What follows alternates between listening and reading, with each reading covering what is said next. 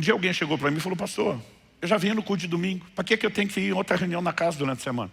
Eu falei, são reuniões diferentes. Ele falou, tirando o lugar, qual a diferença? Eu falei, meu amigo, na reunião de domingo, na celebração de domingo, você vem para receber. Você não vem para dar. Na reunião de célula, a gente espera que você vá muito mais para dar do que para receber. E ele me olhou, como assim? Eu falei, está aqui, ó, 1 Coríntios 14, 26.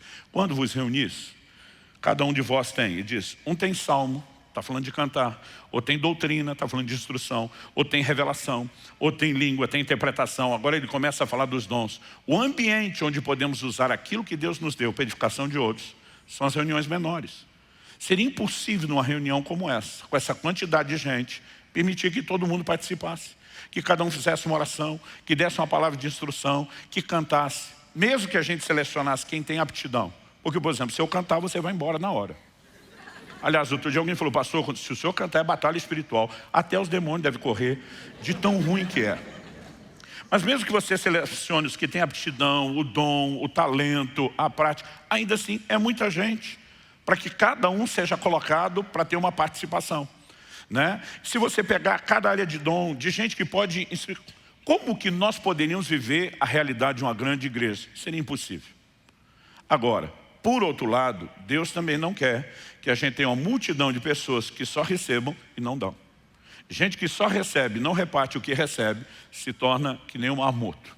Ele é estéril porque só recebe água e não tem, né, vazão nenhuma. Então, quando a água evapora e os sais ficam, aquele estado de esterilidade permanece. Deus quer que todos nós possamos tanto receber como dar. Quem está entendendo? O propósito da reunião é outro. Lá, a mentalidade das igrejas, das famílias menores de hoje em dia, nos roubou um outro pensamento. Antigamente, as famílias de muitos filhos, os filhos mais velhos, tinham que ajudar os pais a cuidar dos filhos mais novos. Hoje, no modelo de famílias pequenas, a gente já não pensa assim. Mas quando pensamos na igreja e no crescimento da igreja, nós precisamos entender que os irmãos devem ajudar o pastor principal, né? A Bíblia chama Jesus de o supremo pastor.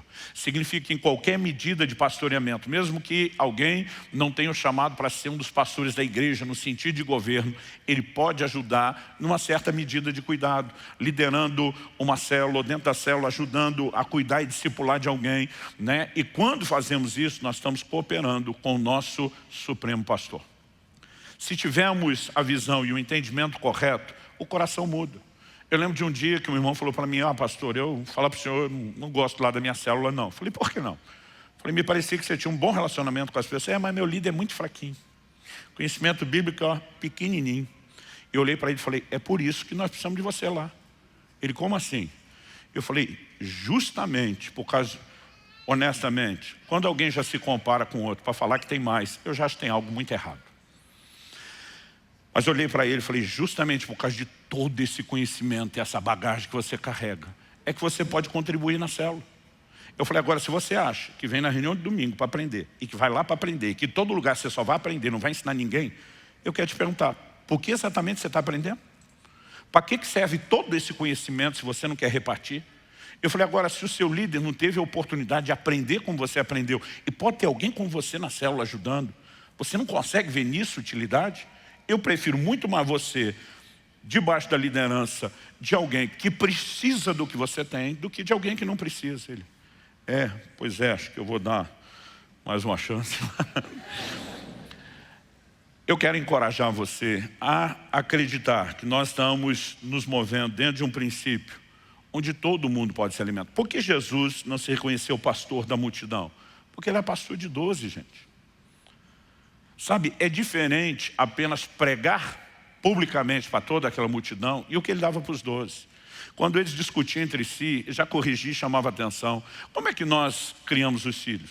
Algum de vocês tinha um manual? Segunda-feira dessa próxima semana, vamos ensiná-los a respeito de integridade, né, e honestidade. Não, na hora que pegou o troco a mais, a gente diz, volta a devolver.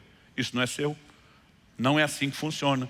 Em todas as circunstâncias que vão surgindo, a gente vai aproveitando. Os filhos brigaram, é a hora que a gente ensina sobre a forma de lidar com aquilo. Então, o convívio é que determina uma medida mais eficaz de discipulado e de pastoreamento.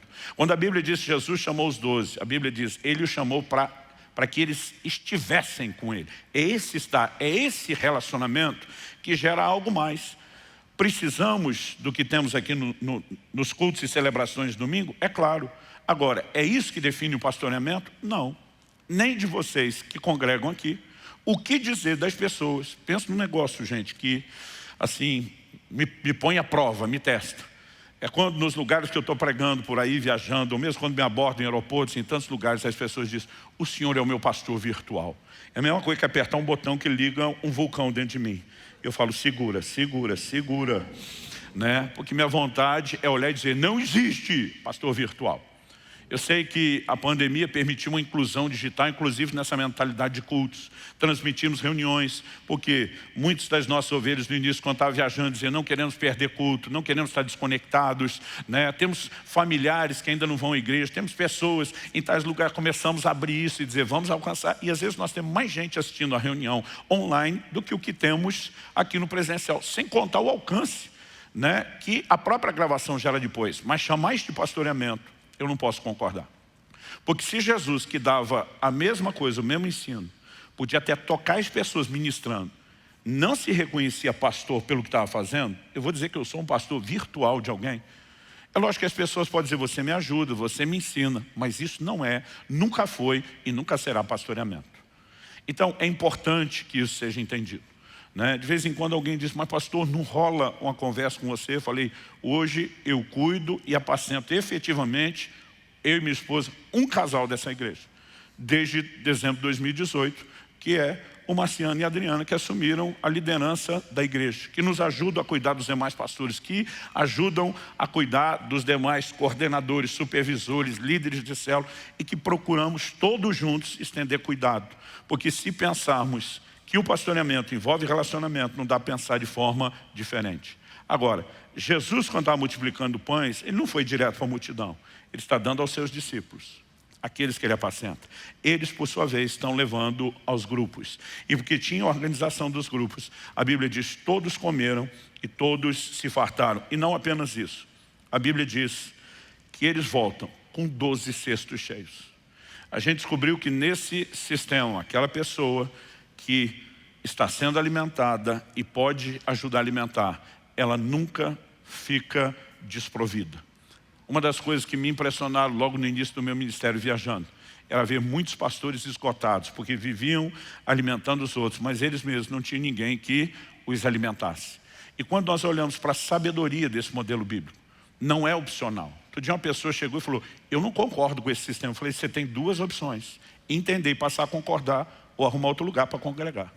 Eu falei: a igreja não vai se ajustar à sua ignorância, né? Falei: ignorância não era o comportamento, era a falta de entendimento. Falei: isso é um modelo bíblico, isso é uma convicção que temos, e isso não vai mudar. Agora, se você não quer ser parte de um pastoreamento efetivo, não acho que porque você não quer entrar, que você vai furar fila e ter pessoas atendendo você fora do formato. É importante que, como igreja, a gente entenda essas verdades.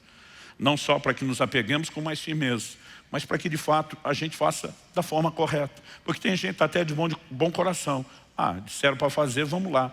Mas muitas vezes, por não entender, nem ele consegue desfrutar da estrutura, nem ele acaba ajudando e nem sendo uma inspiração para mobilizar outras pessoas.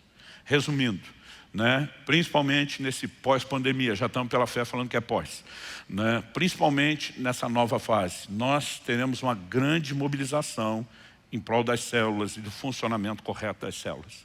E eu senti muito forte da parte de Deus de trazer essa palavra, tanto fortalecendo valores que já temos na casa, como ajudando aqueles de vocês, talvez chegando nos últimos anos, né, não entenderam tanto porque isso para nós é tão importante. Então, eu realmente espero que isso possa te ajudar, não só estar alinhado com a visão, com a maneira como funcionamos, mas fazer isso com entendimento.